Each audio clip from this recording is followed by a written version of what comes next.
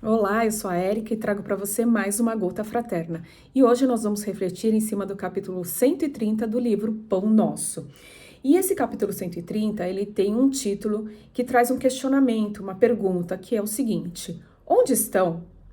E aqui nós vamos descobrir a respeito do que Emmanuel está falando. Onde estão o quê? Onde estão as pessoas, os lugares, as circunstâncias, os objetos? A gente vai refletir em cima disso.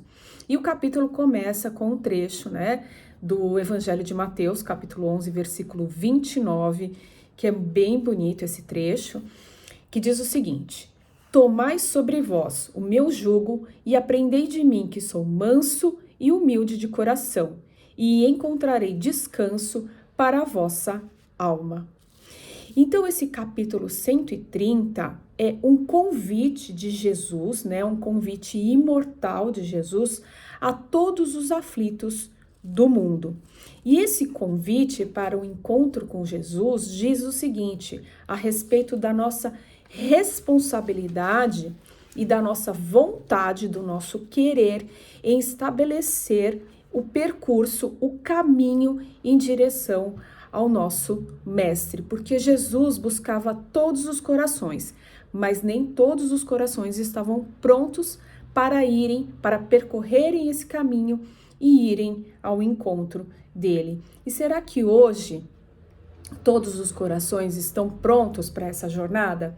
É isso que Emmanuel nos convida a refletir, Mas para que haja esse encontro, como Emmanuel diz, temos que estabelecer a nossa vontade, o nosso querer. E passa pela nossa disciplina diária. E o interessante é que, além do convite para esse encontro, Jesus nos faz uma promessa, Ele nos diz ali, eu vos aliviarei das aflições, das angústias. Olha que reconfortante isso. Jesus não está prometendo facilidades, ele não está prometendo favores a ninguém.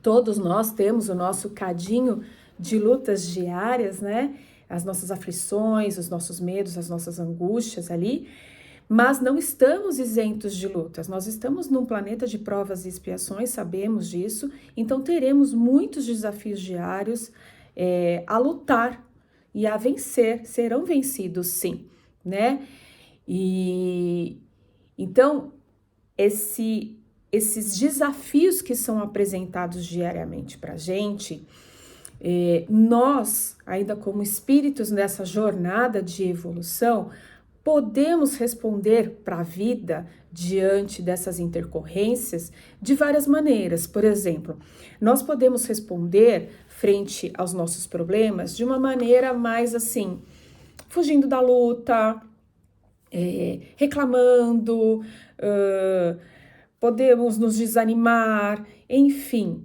Ou podemos tomar um outro caminho, que é o caminho da serenidade, da fé, do amor, da paz e da esperança no coração.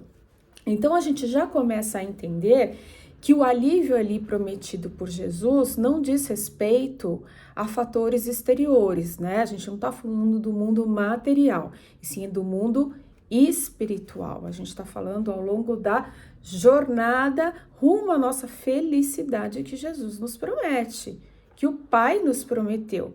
Mas esses desafios, essas intercorrências, elas são importantes para nós porque fazem parte desse pacote da nossa evolução. É assim que nós aprendemos, não é verdade? A gente diz que se a gente não consegue aprender pelo amor, vai pela dor. E muitas das nossas escolhas, infelizmente ainda, são feitas a partir de dores que nós temos, que nós sofremos. Então, como respondemos a isso na nossa vida? Então, a gente vê que esse resultado parte da responsabilidade de nós e não do outro e nem de Jesus, porque o convite foi feito e nós, como estamos respondendo a isso? Então, para que haja esse alívio, para que haja esse descanso dentro de nós, para que isso faça morada dentro de nós, É necessário que a gente entenda tomar sobre nós o jugo e aprender com ele. Tomar sobre nós o jugo é sintetizar as leis de Deus, né? O que aconteceu ali?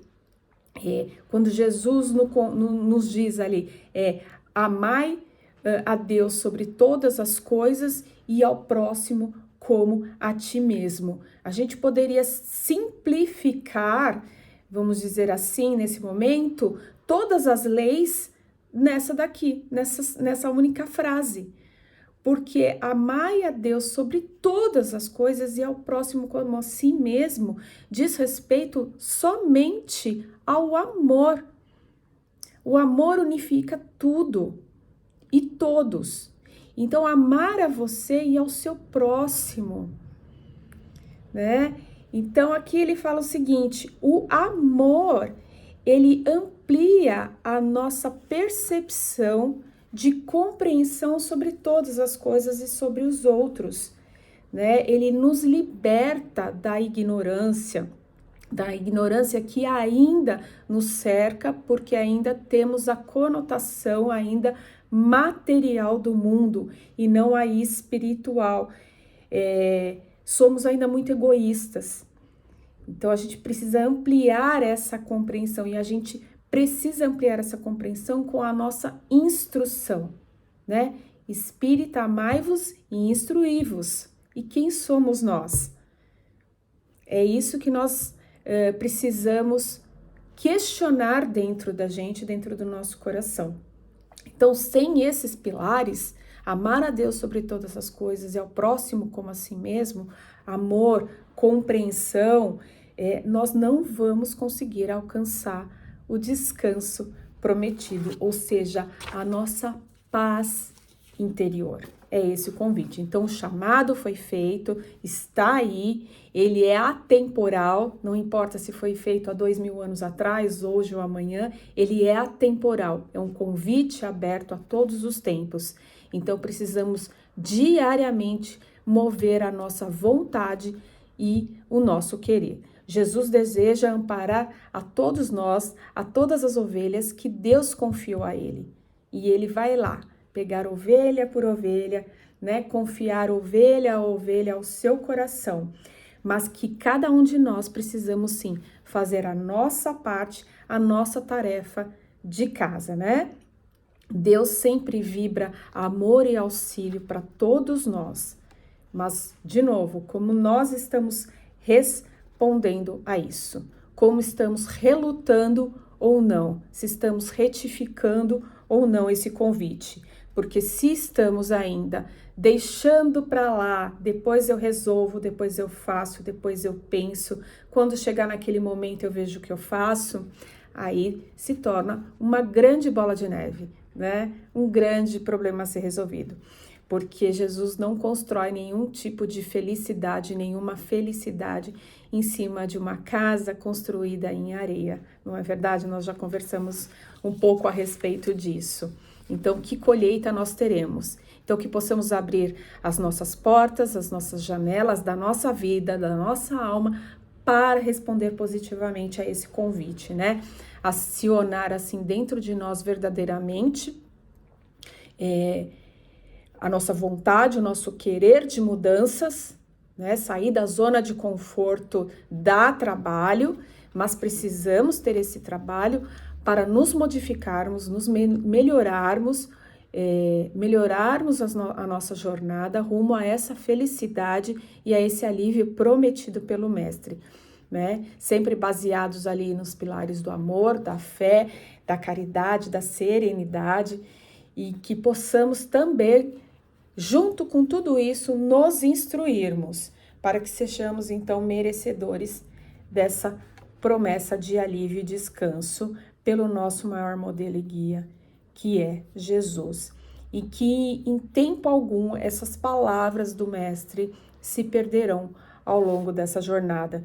Então, quando Emmanuel diz no começo do capítulo, né, que traz como título Onde Estão, ele não está falando de objetos, ele não está falando de circunstâncias, ele não está falando de lugares.